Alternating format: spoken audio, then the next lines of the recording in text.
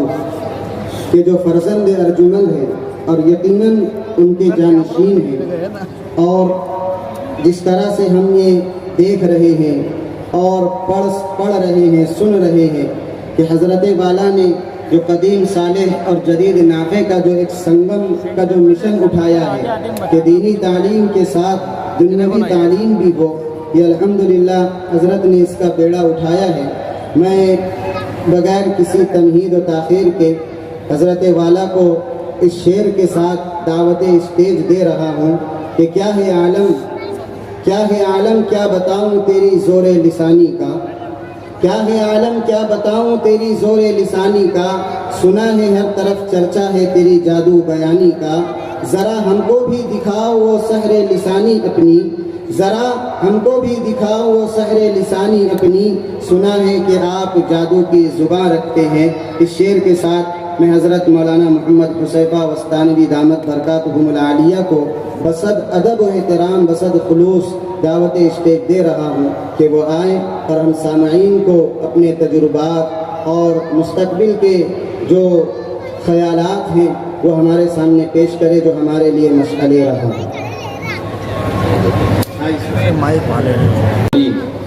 سيدنا وحبيبنا وحبيب رب العالمين محمد وعلى آله وأصحابه ومن هدى بهديه إلى يوم الدين. قال الله تبارك وتعالى في كتابه المجيد والفرقان الحميد: فأعوذ بالله من الشيطان الرجيم، بسم الله الرحمن الرحيم. كتاب أنزلناه إليك مبارك ليدبروا آياته وليتذكر أولو الألباب. وقال تبارك وتعالى: وقرن في بيوتكن ولا تبرجن تبرج الجاهلية الأولى وأقمنا الصلاة وآتينا الزكاة وأطيعنا الله ورسوله. برادران اسلام، اور قرآن کریم کی نسبت پر جمع ہونے والے شہر مالیگاؤں سے تعلق رکھنے والے ہمارے نوجوان اور مائیں اور بہنیں، کچھ دنوں پہلے حافظ جمیل صاحب عقل کو آئے اور کہا کہ پروگرام چاہیے، تو ہمارا ایک پروگرام آئند عقل کا بنا ہوا تھا۔ اسی پروگرام میں ہم نے کہا کہ ٹھیک ہے، جاتے ہوئے ہم آپ کا پروگرام کر آگے نکل جائیں گے۔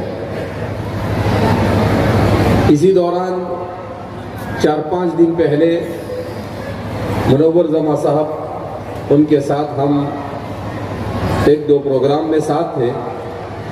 حافظ صاحب نے کہا کہ سر آ رہے ہو تو سر کو بھی لے کر آئیے، تو ہم نے کہا کہ سر آپ کو بھی دعوت ہے، آپ بھی میرے ساتھ چلیے۔ تو اللہ انہیں جزائے خیر عطا فرمائے کہ وہ اس کے لیے تیار ہو گئے۔ بہت سارے لوگ فون کرتے ہیں۔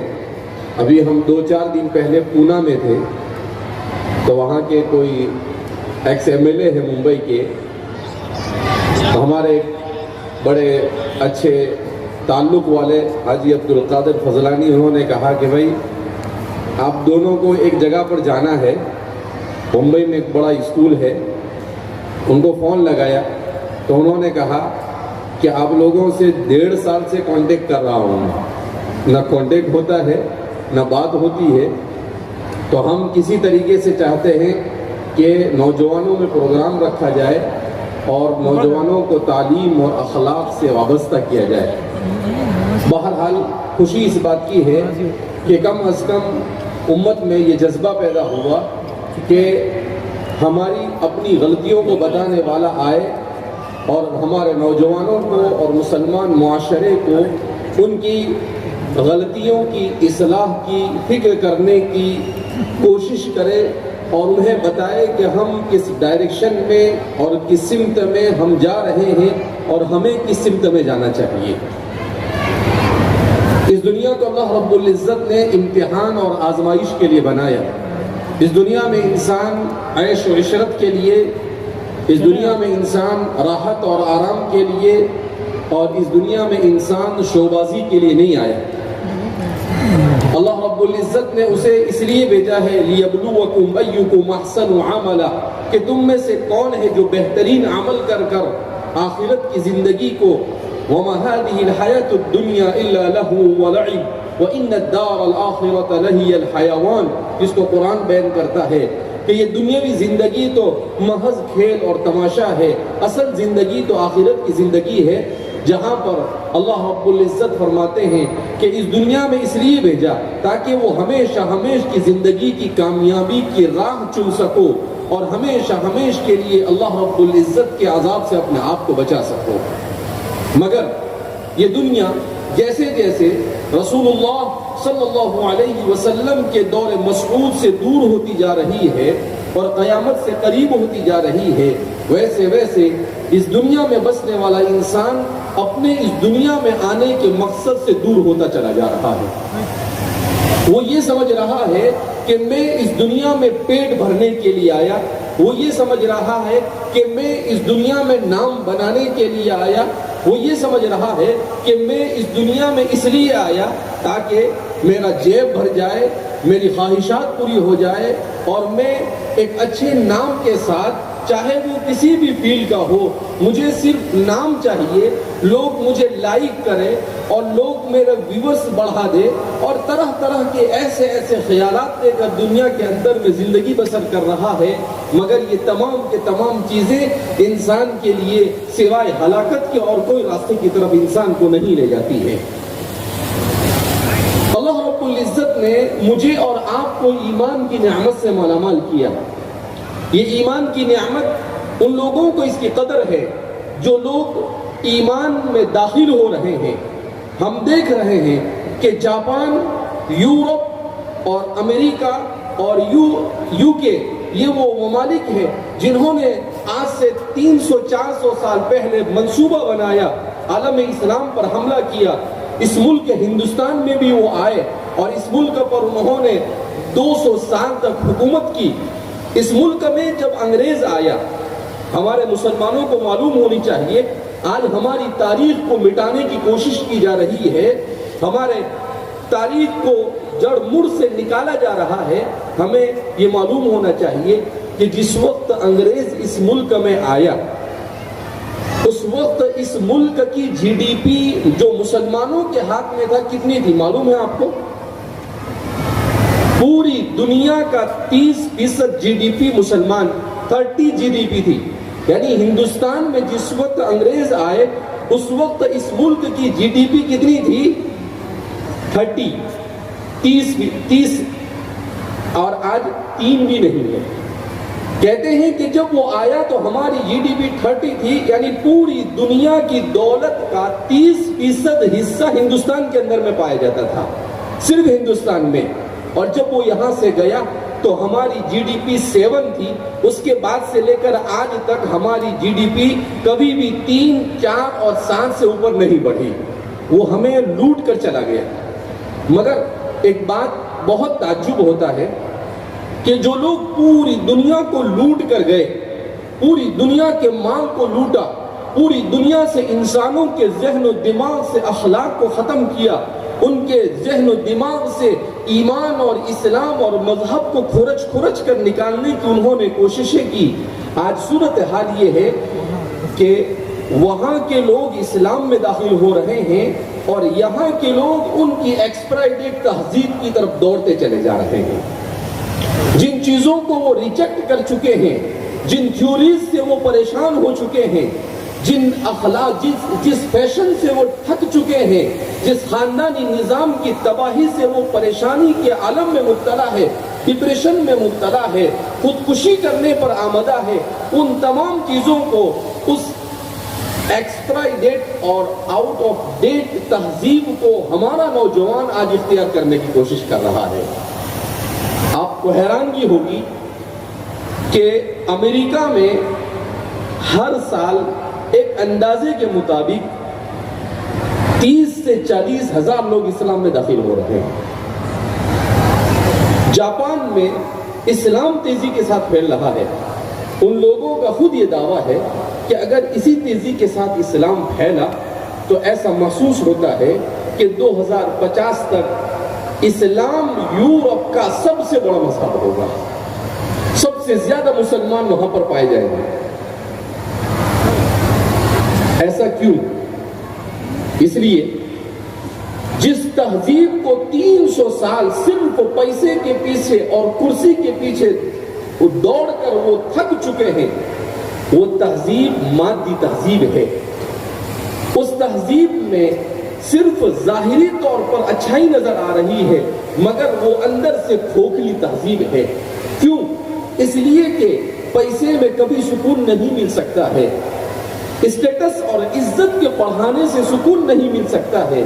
سکون اگر ملتا ہے انسان کو تو اس وقت ملتا ہے جب اس کا تعلق اپنے خالق اور مالک سے مضبوط ہو، اور اللہ سے اپنے خالق اور مالک سے اپنے تعلق کو مضبوط کرنے کے لیے اللہ کی کتاب سے تعلق کو مضبوط کرنا پڑتا ہے، جس کے بارے میں قرآن خود کہتا ہے کتاب انزلناہ الیک مبارک لیدبروا آیاتہ، کہ ہم نے اس کتاب کو نازل کیا، بڑی بابرکت کتاب ہے۔ کیوں نازل کیا؟ ہم نے اس لیے نہیں نازل کیا کہ صرف اس کو محفلوں میں پڑھ دیا جائے اور کسی میت کے اوپر اس کی تلاوت کر دی جائے، نہیں، اسے اس لیے نازل کیا تاکہ اس کی آیتوں پر غور کرو، اور غور کرنے کے بعد تم اللہ کی معرفت حاصل کرو اور اپنی ہمیشہ ہمیشہ کی زندگی میں کامیابی کے اسباب اختیار کرو۔ اس لیے اللہ فرماتے ہیں کہ اس کتاب کو ہم نے نازل کیا۔ آج جیسا کہ ہماری ایک بچی نے بھی تقریر کی کہ ہماری بہنیں یہ اعتداد کا شکار ہو رہی ہیں۔ کیوں؟ اس لیے کہ ہمارے گھروں میں اسلامی ماحول نہیں، ہمارے گھروں میں عورتیں سیریلیں دیکھتی ہیں، ہمارے گھروں میں مرد فلموں کو دیکھ رہا ہے، ہمارا نوجوان یہ گیم کھیل رہا ہے۔ ہم سب ایسی لتوں کے اندر مبتلا ہو چکے ہیں کہ ہم نے اپنی اولاد کی تربیت کی اہمیت کو سمجھا ہی نہیں، جبکہ انسان کا سب سے قیمتی سرمایہ اگر اپنے ایمان اور اسلام کے بعد کوئی ہو سکتا ہے تو اس کی اپنی اولاد ہے، جو اس کے لیے آخرت اور دنیا میں عزت اور کامیابی کا بھی باعث ہو سکتی ہے، اور اس کے لیے بربادی اور ہلاکت کا بھی باعث ہو سکتی ہے۔ نبی کریم صلی اللہ علیہ وسلم کے پہلے جب ہم اپنی عورتوں کو کہے کہ وہ سیرت پڑھے، ان عورتوں کی سیرت پڑھے جن عورتوں نے ایسے ایسے حالات کے اندر میں اسلام پر استقامت کا ثبوت فراہم کیا۔ امرأة فرعون حضرت آسیہ رضی اللہ عنہا، کیا ظلم نہیں کیا گیا؟ کھولتے ہوئے پانی کے اندر، کھولتے ہوئے تیل کے اندر میں ڈال کر انہیں موت کے گھاٹ اتار دیا گیا فرعون نے، مگر وہ ایمان اور اسلام سے ڈگمگائی نہیں۔ ایک حیرت انگیز واقعہ جو عام طور پر ہمارے عورتیں بھی نہیں جانتی اور ہمارا مرد بھی نہیں جانتا ہے، ماشطۃ فرعون۔ ماشطۃ فرعون کون ہے؟ رسول اللہ صلی اللہ علیہ وسلم مکہ مکرمہ میں تھے، حضرت جبریل علیہ السلام آپ صلی اللہ علیہ وسلم کی خدمت اقدس میں حاضر ہوئے، اور حاضر ہو کر حضرت جبریل نے کہا کہ میں براق لے کر آیا ہوں اور آپ کو میرے ساتھ چلنا ہے معراج کے لیے۔ تو پہلے سفر اسرا ہوا اور پھر اسرا سے معراج۔ سفر اسرا کس کو کہتے ہیں؟ سبحان الذی اسرا بعبده لیلا من المسجد الحرام الى المسجد الاقصى الذی بارکنا حولہ، جس کو قرآن نے بیان کیا کہ اللہ کے رسول صلی اللہ علیہ وسلم کو سوار کیا گیا براق پر۔ یہ کوئی من گھڑت کہانی نہیں ہے، دنیا میں جھوٹی جھوٹی فلموں کی جو اسٹوریاں بنائی جاتی وہ نہیں، یہ حقائق پر مبنی ہے جس کو خود رسول اللہ صلی اللہ علیہ وسلم نے اپنی زبان اقدس سے بیان کیا ہے۔ اس اسلام نے جتنی بہترین اسٹوریاں قرآن اور حدیث میں بیان کی ہے، دنیا کے کسی کتاب میں آپ کو اس سے بہتر کہانیاں اور قصے نہیں مل سکتے ہیں، مگر ہم دوسری جھوٹی چیزوں پر بھروسہ کر رہے ہیں، اور جو حقائق ہمارے پاس اور جو ہیرے ہمارے پاس ہے ہم نے اسے چھوڑ رکھا ہے۔ بہرحال تو فرماتے ہیں میں براق پر سوار ہوا، وہ اتنا تیز چلتا تھا کہ جہاں اس کی نظر ہوتی تھی وہاں اس کا قدم ہوتا تھا۔ اس کے بعد فرماتے ہیں اللہ کے رسول صلی اللہ علیہ وسلم نے بڑی تفصیلات بیان کی کہ آپ وہاں سے نکلے، مدینہ منورہ سے گزرے تو کہا گیا کہ یہ آپ کا دار الہجرہ ہوگا، پھر ملک شام سے گزرے، وہاں پر آپ نے کتابوں کے ستون کو دیکھا۔ ایک جو مجھے اہم واقعہ اسرا کا بیان کرنا ہے وہ واقعہ یہ ہے کہ اللہ کے رسول صلی اللہ علیہ وسلم جب بیت المقدس کے قریب پہنچے تو حضور نے بہت ہی بہترین خوشبو محسوس کی. تو آپ صلی اللہ علیہ وسلم نے دریافت کیا اے جبریل ما هذه الرائحة الطیبہ، اے جبریل یہ بہترین خوشبو کیا ہے؟ ہماری مائیں اور ہماری بہنیں خاص طور پر اس کو سنیں. حضرت جبریل علیہ السلام نے کہا کہ محمد عربی صلی اللہ علیہ وسلم یہ خوشبو آ رہی ہے ماشطۃ بنت فرعون کی قبر سے خوشبو آ رہی ہے. یہ کون ہے ماشطۃ بنت فرعون؟ یہ ایک عورت ہے جو فرعون کی بیٹی کے سر پر کنگا کیا کرتی تھی. وہ فرعون کی بیٹی کے سر پر کنگا کر رہی تھی کہ اس کے ہاتھ سے کنگا گر گیا اور اس عورت نے اسے اٹھایا، بسم اللہ بول کر اٹھایا. تو یہ فرعون کی بیٹی کہتی ہے کہ یہ کون سا تمہارا نیا معبود ہے جس کو تم پکار رہے ہو؟ کیونکہ فرعون دعویٰ کرتا تھا انا ربکم الاعلی، میں تمہارا سب سے بڑا رب ہوں. تو کہا کہ بھئی وہ اللہ تو میرا بھی رب ہے، تیرا بھی رب ہے اور فرعون کا بھی رب ہے. تو کہا کہ میں اپنے باپ سے جا کر کہوں گی کہ وہ تمہیں چھوڑ کر کسی اور رب کی عبادت کرتا ہے. کہا جا کر کہہ دے، کوئی حرج نہیں. وہ مومنہ تھی، حضرت موسیٰ علیہ السلام پر ایمان لا چکی تھی. اس بیٹی نے جا کر اپنے باپ کو خبر دی. وہ آگ بگولا ہو گیا کہ میرے محل میں یہ مومن عورت کیسے آ گئی. اس نے کہا کہ اس کو میرے دربار میں لایا جائے. اس کو لایا گیا، اس عورت کو، اور کھولتا ہوا تیل رکھا گیا. اس کے 3 بچے تھے. پہلے ایک بچے کو اس کھولتے ہوئے تیل میں جھونک دیا گیا. ماں کی نظروں کے سامنے وہ کھولتے ہوئے تیل میں بلبلاتا ہوا موت کے گھاٹ اتر گئے. دوسرے بچے کو لایا گیا، اس کے ساتھ بھی ایسے ہی کیا گیا. یہ خود رسول اللہ صلی اللہ علیہ وسلم نے بیان کیا ہے. تیسرا بچہ اس کی گود میں تھا جو ابھی دودھ پی رہا تھا، بول بھی نہیں سکتا تھا. جب اس بچے کو لینے کی کوشش کی تو ماں کی ممتا جاگی اور وہ تھوڑی سی ڈگمگائی اور سوچنے لگی کہ یہ میرا چھوٹا سا معصوم کھولتے ہوئے تیل میں میرے سامنے پہلے 2 بیٹوں کی طرح چلا جائے گا، کیا گزرے گی میرے اوپر. وہ سوچ رہی تھی کہ اللہ نے اس بچے کو قوت گویائی عطا کی اور اس بچے نے کہا اصبری، اے میری ماں صبر کر، کوئی بات نہیں، اس عذاب کو برداشت کر لے، مگر ہمیشہ ہمیشہ کے اللہ کے عذاب سے اپنے آپ کو بچا لے. جب یہ جملہ اس بچے کے منہ سے سنا تو اس نے فوراً بچہ دے دیا. اس بچے کو بھی اس کی ماں کے سامنے ڈال دیا گیا، اس عورت کو بھی ڈال دیا گیا اور ان کی ہڈیوں کو وہاں پر ایک قبر میں ڈال دیا گیا. اب سر میں کنگا کرنے والی ایک معمولی سی عورت، مگر ایمان پر اپنے اور اپنے خاندان کو نچھاور کیا.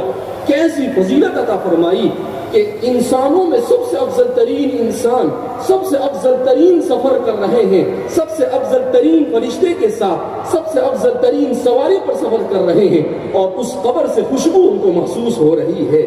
یہ ہے عورت. جب عورت ایمان پر جم جاتی ہے، جب عورت اپنے آپ کو ایمان کے لیے قربان کرنے کے لیے تیار ہوتی ہے، وہ چاہے کتنے ہی گھٹیا خاندان سے تعلق رکھتی ہو، اللہ کی نظر میں اس کا مقام اتنا بلند ہوتا ہے کہ اس سے بڑھ کر اور کوئی مقام نہیں ہو سکتا ہے.